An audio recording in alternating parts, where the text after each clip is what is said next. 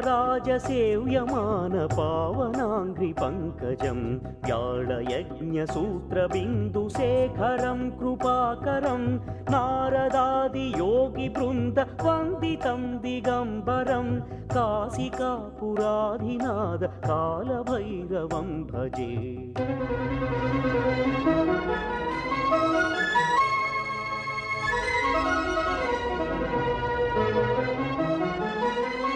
भानुकोटिभास्वरं भवापितारकं परं नीलकण्ठमीप्सितार्धदायकं त्रिलोचनं कालकालमम्बुजाक्षमक्षशूलमक्षरं काशिकापुराधिनाथ कालभैरवं भजे।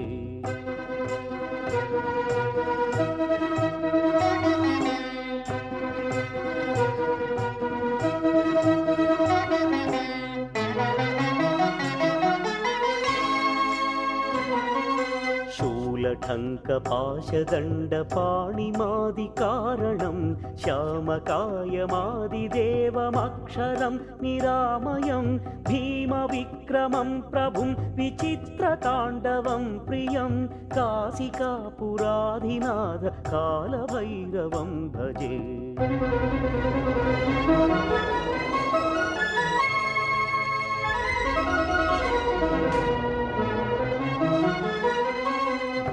मुक्तिदायकं प्रशस्तचारुविग्रहं भक्तवत्सलं स्थितं समस्तलोकविग्रहं नित्पणन् मनोज्ञहेम किङ्किणीलसत्कटिं काशिकापुराधिनाथ कालभैरवं भजे।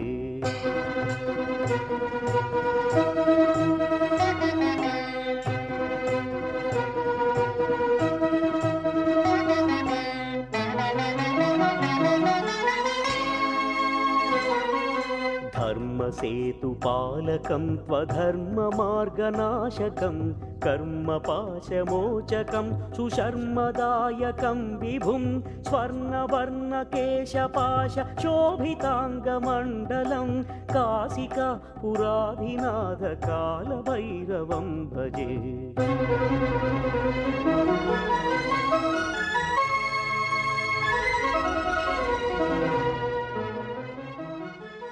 श्री गुरुभ्यो नमः। हरि ओम।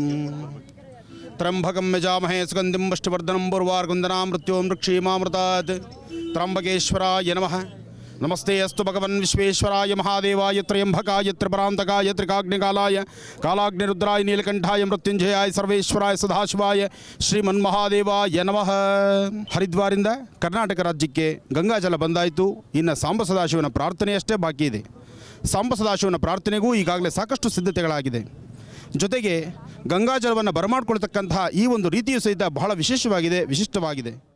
ಡಾಕ್ಟರ್ ಮಹರ್ಷಿ ಆನಂದ್ ಗುರೂಜಿಯವರು ಶ್ರೀರಂಗಪಟ್ಟಣದ ನಿಮಿಷಾಂಬ ದೇವಾಲಯದ ಆವರಣದಲ್ಲಿ ನೆರವೇರಿಸಿದಂತಹ ಪರ್ಜನ್ಯ ಜಪ ಸಹಿತ ರುದ್ರಹೋಮದ ವಿಶೇಷ ದೃಶ್ಯಗಳನ್ನು ಇವತ್ತಿನ ಕಾರ್ಯಕ್ರಮದಲ್ಲಿ ನೋಡ್ತಾ ಇದ್ದೀವಿ.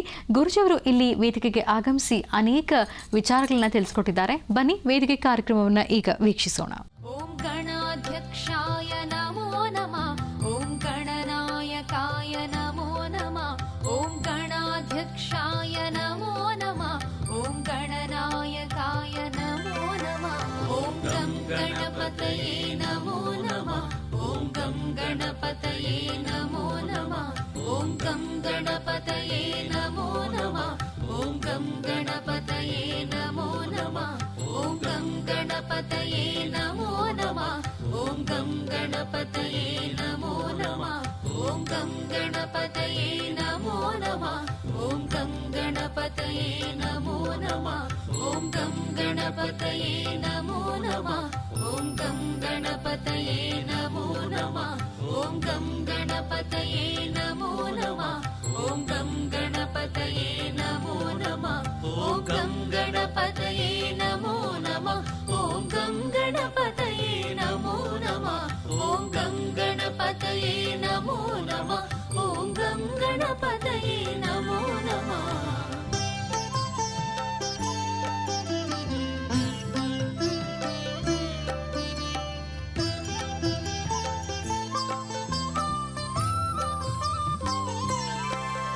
ಓಂ ಕುಮಾರ ಗುರು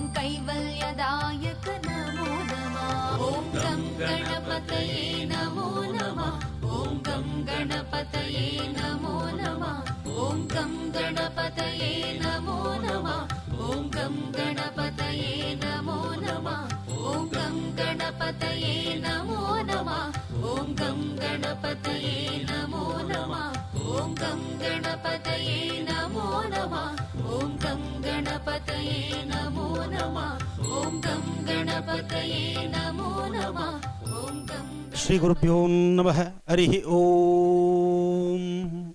ಇಲ್ಲಿ ಆಗಮಿಸಿರ್ತಕ್ಕಂಥ ಎಲ್ಲ ನನ್ನ ಭಕ್ತ ಮಹಾಶಯರಿಗೆ, ಜೊತೆಗೆ ನನ್ನ ಅಭಿಮಾನಿ ದೇವರುಗಳು, ನಿಮ್ಮೊಳಗಿರ್ತಕ್ಕಂಥ ಸಾಂಬ ಸದಾಶಿವನ್ನ ಪ್ರಾರ್ಥಿಸೋದಕ್ಕೆ ಇವತ್ತು ನಾನು ಬಂದಿದ್ದಿಲ್ಲಿಗೆ. ನೀವೆಲ್ಲರೂ ಶ್ರದ್ಧಾಭಕ್ತಿಯಿಂದ ಬೆಳಗಿನಿಂದ ಶಾಂತಚಿತ್ತರಾಗಿ ನೆಮ್ಮದಿಯುತವಾಗಿ ಶಿವನ ಆರಾಧನೆಯಲ್ಲಿ ಪಾಲ್ಗೊಂಡಿದ್ದೀರಿ. ನೀವೇ ಭಾಗ್ಯವಂತರು. ಇವತ್ತಿನ ದಿನ ಇದು ನಡೀತಿರ್ತಕ್ಕಂಥ ಈ ಮಹಾಯಾಗ ಇದು ಲೋಕ ಕಲ್ಯಾಣಾರ್ಥ. ಈ ಯಾಗ ಲೋಕ ಕಲ್ಯಾಣಾರ್ಥವಾಗಿ ಇಡೀ ದಿವಸ ಇವತ್ತಿನ ದಿವಸ ನಮ್ಮ ಕರ್ನಾಟಕ ರಾಜ್ಯದ ನೆಮ್ಮದಿಗೋಸ್ಕರ, ಕರ್ನಾಟಕ ರಾಜ್ಯದಲ್ಲಿರ್ತಕ್ಕಂಥ ಪ್ರತಿಯೊಂದು ನದಿಗಳು ತುಂಬಿ ಹರಿಬೇಕು. ಕಾವೇರಿ ಪ್ರಾಂತ್ಯದಲ್ಲಿ ನಾವು ಇಲ್ಲಿ ಈ ಜಾಗವನ್ನು ಆಯ್ಕೆ ಮಾಡಿದ್ವಿ. ಅದಕ್ಕೋಸ್ಕರ ಶೀಘ್ರವಾಗಿ ವರವನ್ನು ಕೊಡ್ತಕ್ಕಂತಹ ತಾಯಿ ನಿಮಿಷಾಂಬ, ಜೊತೆಗೆ ಮಹಾವಿಷ್ಣುವಿನ ಪಾದವನ್ನು ಒತ್ತಿ ಸೇವೆ ಮಾಡ್ತಿರ್ತಕ್ಕಂತಹ ರಂಗನಾಥನ ವಿಶೇಷವಾಗಿರ್ತಕ್ಕಂಥ ಸಾನ್ನಿಧ್ಯ ಶ್ರೀರಂಗಪಟ್ಟಣ, ಬೆಟ್ಟದ ಮೇಲೆ ಕೂತಿರ್ತಕ್ಕಂತಹ ಕರಿತಿಮ್ಮಪ್ಪ, ಹೀಗೆ ವಿಶೇಷವಾಗಿರ್ತಕ್ಕಂಥ ಸಾನ್ನಿಧ್ಯ, ಇದು ಶಕ್ತಿಯುತವಾದಂಥ ಸಾನ್ನಿಧ್ಯ. ಇದೆಲ್ಲ ಒಂದು ಭಾಗ ಆದರೆ, ಈ ಹೊಳೆಯನ್ನು ದಾಟಿದ್ರೆ ಋಷಿಮುನಿಗಳು ಪ್ರತಿಷ್ಠಾಪನಾ ಮಾಡಿರ್ತಕ್ಕಂಥ ಕಾಶಿ ವಿಶ್ವೇಶ್ವರ ಏಕಶಿಲಾಮೂರ್ತಿ, ಸುಂದರವಾದಂತಹ ಮೂರ್ತಿ, ಬೇಡಿದ ವರಗಳಿಂದ ಶೀಘ್ರವಾಗಿ ದಯಪಾಲಿಸುವಂತಹ ಸಾಂಬ ಸದಾಶಿವ. ಮೊದಲೇ ಶಾಸ್ತ್ರದಲ್ಲಿ ಒಂದು ಕತೆ ಹೇಳ್ತಾರೆ, ಒಂದು ವೇದದಲ್ಲಿ ಹೇಳ್ತಾರೆ ಒಂದು ಮಾತನ್ನ, ಬೇಡಿದ್ದನ್ನು ಶೀಘ್ರವಾಗಿ ಕೊಡುವಂತಹ ದೇವರು ಯಾರಪ್ಪ ಅಂದರೆ ಅದು ಸಾಂಬ ಸದಾಶಿವ ಒಬ್ಬನೇ. ಆತನ ನಾವು ಏನು ಶ್ರದ್ಧೆಯಿಂದ ಕೇಳಿಕೊಂಡ್ರು ಬೇಗ ದಯಪಾಲಿಸ್ಬಿಡ್ತಾನೆ.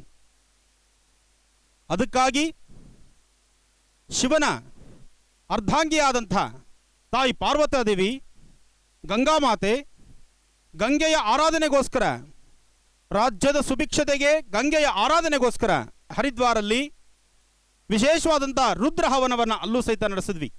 ಅಲ್ಲಿ ನನ್ನ ಆತ್ಮೀಯರಾದಂಥ ಧಾರ್ಮಿಕ ಸೇವೆಯಲ್ಲಿ ನಿರಂತರವಾಗಿ ಧಾರ್ಮಿಕ ಸೇವೆಗಳು ಹೆಚ್ಚಾಗಿ ನಡೆಸ್ಕೊಂಬಂದಂಥ ನಮ್ಮ ಮಾಲೂರಿನ ಕೃಷ್ಣೇಶ್ ಶೆಟ್ರು, ಮಾಜಿ ಮುಜರಾಯಿ ಸಚಿವರು, ಅವ್ರನ್ನೂ ಜೊತೆಗೆ ಕರ್ಕೊಂಡು, ಕಾರಣ ದೂರಭಾರ ಪ್ರಯಾಣ ಮಾಡಬೇಕಾದ್ರೆ ಯಾರಾದರೂ ಒಬ್ಬರು ಬೇಕು ನಮಗೆ. ನನ್ನ ಕಾರ್ಯಕ್ರಮ ನೋಡೋ ನಿಮಗೆಲ್ಲರಿಗೂ ಗೊತ್ತಾಗುತ್ತೆ. ಗುರುಗಳು ಇವತ್ತು ಈ ಊರಲ್ಲಿದ್ದರೆ ನಾಳೆ ಯಾವ ಊರಲ್ಲಿ ಇರ್ತಾರೋ ನಮಗೂ ಗೊತ್ತಿಲ್ಲ, ಫೋನ್ ಸಿಗಲ್ಲ. ಗುರುಗಳ ಮೇಲೆ ಒಂದು ಕಂಪ್ಲೇಂಟ್ ಏನಿದೆ ಅಂದರೆ ಫೋನ್ ಸಿಗಲ್ಲ ಅನ್ನೋದೊಂದು ಬಿಟ್ಟರೆ, ನಿಮ್ಮ ಹೃದಯದಲ್ಲಿ ನನಗೆ ಸ್ಥಾನಮಾನ ಕೊಟ್ಟು ಬಿಟ್ಟಿದ್ದೀರಿ. ಆನಂದ್ ಗುರೂಜಿಯವರು ನಿಮ್ಮ ಹೃದಯ ಬಿಟ್ಟು ಆಚೆ ಕಡೆ ಆ ಕಡೆ ಕದಲಲ್ಲ. ನಾನು ಫೋನ್ಗೊಂದೇ ಸಿಕ್ಕಲ್ಲ, ಕಾರಣ ಫೋನ್ ಲೈನ್ಗಳು ಇನ್ನೂ ನಮ್ಮ ಭಾರತ ದೇಶದಲ್ಲಿ ಸರಿ ಇಲ್ಲ. ಇರಲಿ, ಸದಾಕಾಲ ಇನ್ನೊಬ್ಬರ ಹಿತವನ್ನೇ ಕಾಪಾಡ್ತಿರ್ತಕ್ಕಂಥ ಆಧ್ಯಾತ್ಮಿಕ ಧಾರ್ಮಿಕತೆಯಲ್ಲಿ ಇವತ್ತಿಗೂ ಒಂದು ಒಳ್ಳೆಯ ಹೆಸರು ಮಾಡಿದ್ದು, ನಮ್ಮ ರಾಜ್ಯ ಹೊರ ರಾಜ್ಯ ದೇಶ ವಿದೇಶಗಳಲ್ಲೂ ಸಹಿತ ನಮ್ಮ ಹಿಂದೂ ಸನಾತನ ಧರ್ಮವನ್ನು ಪ್ರಚಾರ ಮಾಡ್ತಿರ್ತಕ್ಕಂಥ ನನ್ನ ಆತ್ಮೀಯರಾದಂತಹ ನಮ್ಮ ಭಾನುಪ್ರಕಾಶ್ರವರು ಈ ಶ್ರೀರಂಗಪಟ್ಟಣದಲ್ಲಿರೋದು ನಮ್ಮ ನಿಮ್ಮೆಲ್ಲರ ಪುಣ್ಯವೇ ಸರಿ. ನಮ್ಮ ಶ್ರೀರಂಗಪಟ್ಟಣದ ಒಂದು ಕೀರ್ತಿ ಅಂದರೆ, ಶ್ರೀರಂಗಪಟ್ಟಣದ ಒಂದು ಬಂಗಾರದ ಕಳಶ ಅಂದರೂ ಇದು ತಪ್ಪಾಗಲಾರದು. ಏಕೆಂದರೆ ಇವತ್ತು ದೇಶ ವಿದೇಶಗಳಲ್ಲಿ ನಮ್ಮ ಹಿಂದೂ ಸಂಪ್ರದಾಯವನ್ನು, ಹಿಂದೂ ಪರಂಪರೆಯನ್ನು ಉಳಿಸ್ಲಿಕ್ಕಾಗಿ ದೇಶ ವಿದೇಶಗಳಲ್ಲಿ ಪ್ರಯಾಣವನ್ನು ಬೆಳೆಸ್ತಿದ್ದಾರೆ ಇವತ್ತಿನ ದಿವಸ. ನಾವು ನೀವು ಮೆಚ್ಚಬೇಕು ಇವತ್ತಿನ ದಿವಸ ವಿಚಾರವನ್ನು. ಯಾಕೆಂದರೆ ನಾವು ಎಲ್ಲರೂ ಸಹಿತ ಎಲ್ಲರೂ ಮಾಡುವುದು ಹೊಟ್ಟೆಗಾಗಿ, ಗೇಣು ಬಟ್ಟೆಗಾಗಿ ದಾಸರು ಹೇಳಿದ್ದಾರೆ.